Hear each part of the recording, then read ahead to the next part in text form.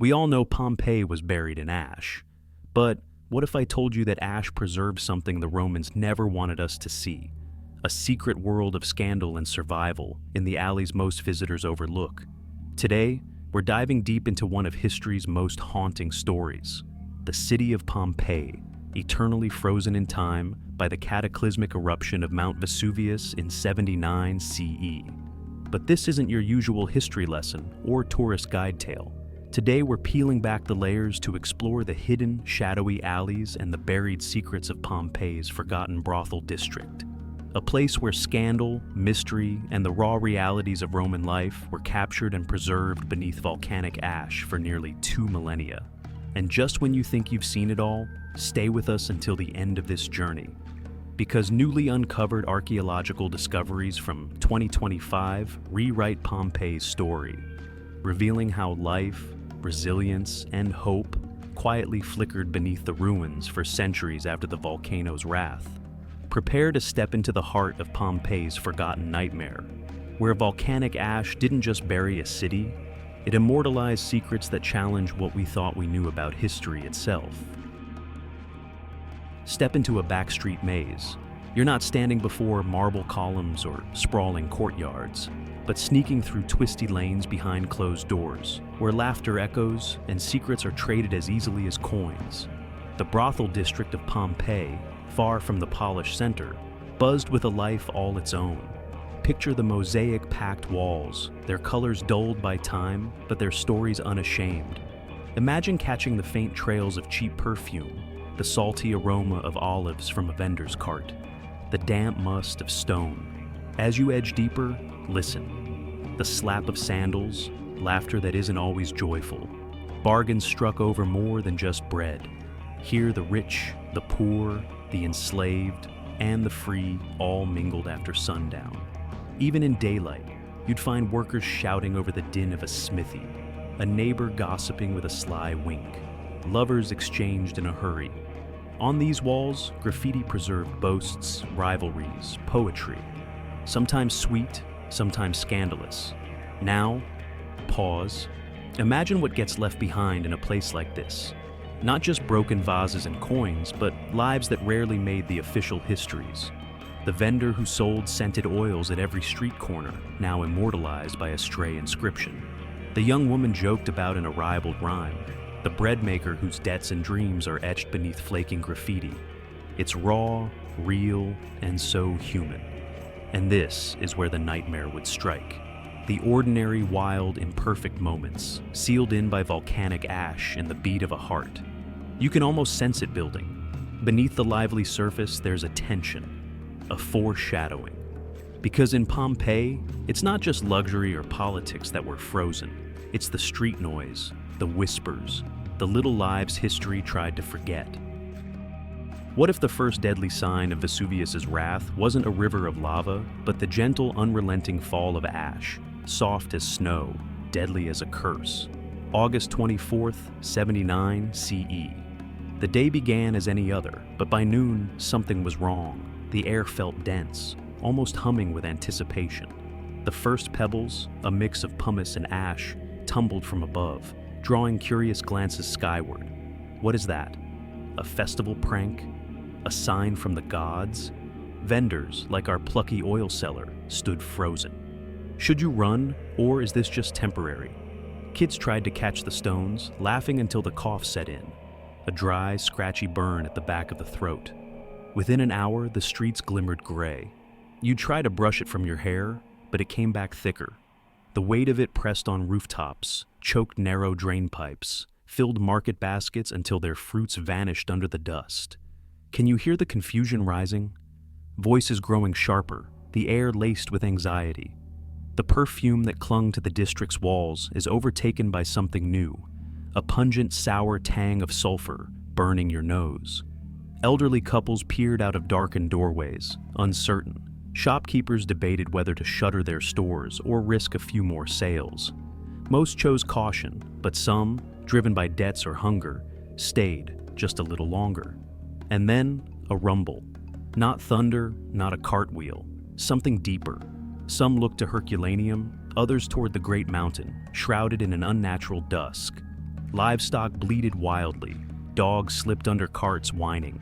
The city's energy crackled, urgent, fearful, yet still unsure. You'd feel it in your chest, an oppressive dread. Dust gathered in the creases of your lips. The joke, the market haggle, the whispered slander, they all gave way to urgent prayers. The people of these streets had no idea they were living the last ordinary hours of their lives, and the ash kept falling, a silent herald of the nightmare to come. Could you outrun terror itself? Could you escape when safety and even the familiar turned to traps? The street vendor grips her basket, a day's entire earnings rattling inside. Voices everywhere shift from confusion to panic. "Run!" someone shouts, but run where? The brothel's doors swing shut as quickly as they open. Neighbors pound on them. Some refuse, some relent. In the tight alleys, escape is a race with death. The overhead beams moan. Roof tiles shudder. Dust sifts from every crack. Dogs bite and whimper. Kids cry out for mothers. Every step is an act of desperation, dodging fallen crates, shoving through the crowds, eyes smarting from the burning ash. Some stumble, blinded. Others press on, gasping for air. Picture faces streaked in soot, teeth clenched, prayers forgotten as survival instincts take over. A young couple, rumored lovers by yesterday's graffiti, now cling together, crouched near a fountain as the roof of the bakery beside them gives way with a splintering roar. You might spot the old woman from the spice stall, hands trembling as she cups her sickly granddaughter's face. Both have only moments left. Time unspools strangely in crisis. Are you running for minutes or hours? The ash is ankle deep now, the world spinning into shadow. Overhead, an inhuman roar, the first pyroclastic surge, approaches, faster than any human can sprint. Some try to find shelter in cellars, others keep running, stumbling over abandoned baskets and toppled statues. And in the mayhem, secrets die unspoken. The debts, the love affairs, the tiny entries scratched in wall plaster, all become equal beneath the gathering tide of destruction. The panic, the chaos, and the final run, sealed in a silence more absolute than any history book could convey. What did the ash preserve that makes even modern archaeologists blush, grin, or shake their heads in disbelief? When the dust finally settled, centuries passed before human eyes would see these walls again. But when they did, what a shock awaited them. The brothel district, those supposedly shameful alleys, burst back to life in color and crude verse.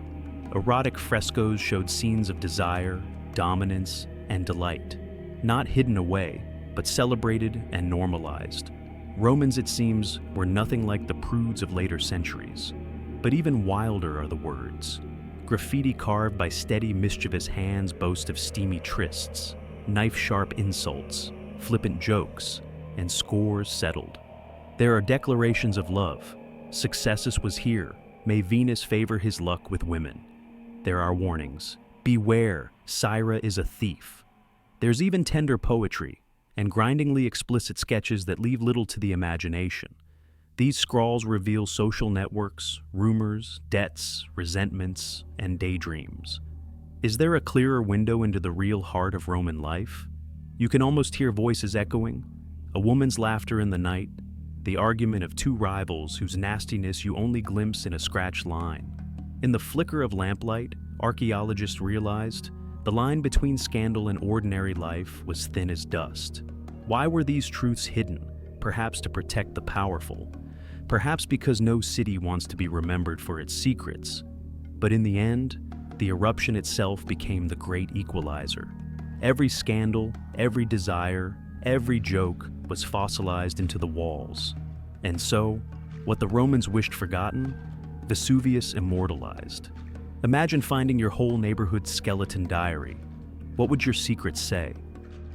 How does a city so vibrant collapse in a single day? And what traces does that apocalypse leave? When the ash cooled and the world went silent, Pompeii was a ghost city.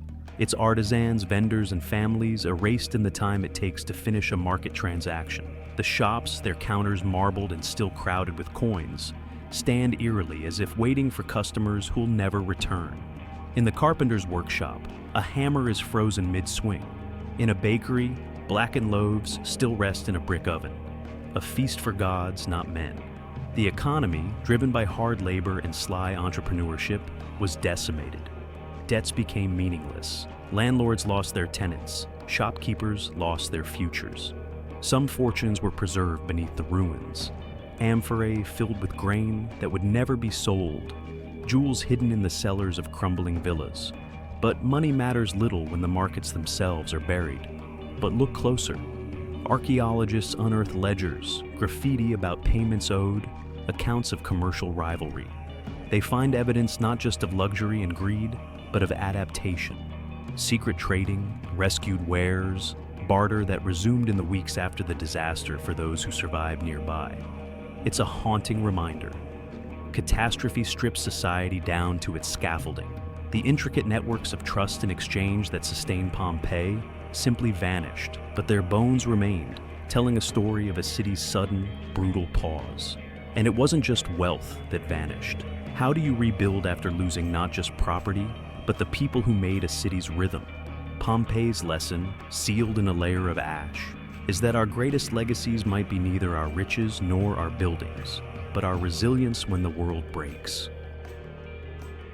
Whose faces are those, contorted in eternal fear, hands raised, bodies curved protectively over children as the ash rolled in?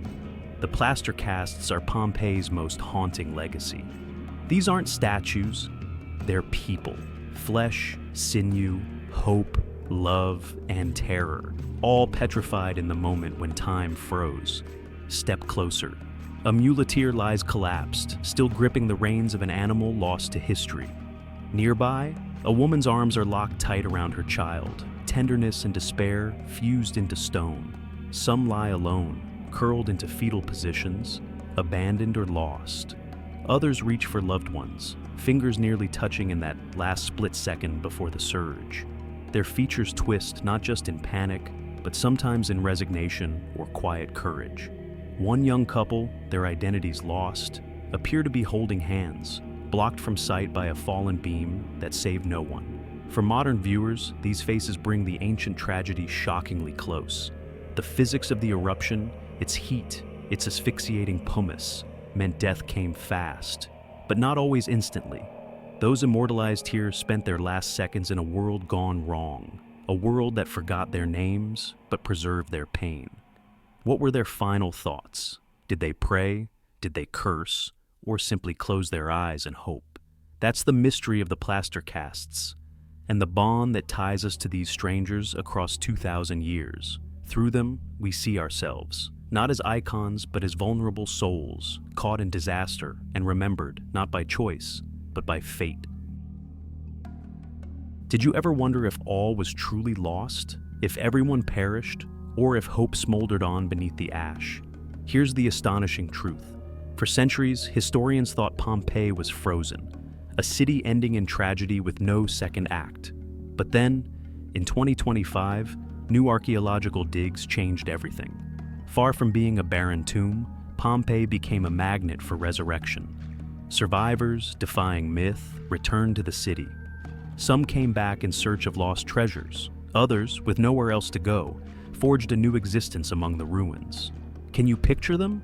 Scavenging pawned jewelry from abandoned homes, carrying timber up crumbling stairwells, staking out fresh shelters in the upper stories where the ash was thinner.